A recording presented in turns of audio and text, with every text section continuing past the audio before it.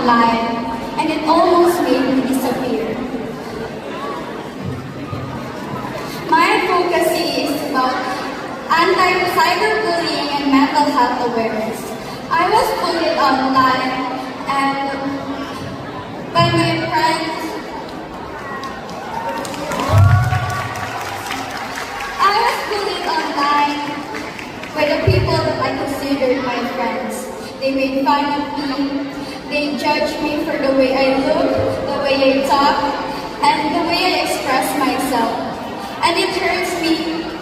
And it affects my mental health so much to the point that I don't want to go to school or I don't want anybody to see me. I isolate myself because I felt that I wasn't enough. But today, I'm standing here in front of you, stronger, because I believe that the word that they say about me doesn't define who I am and doesn't define my worth. I want to use my voice to those who experience the same thing as mine.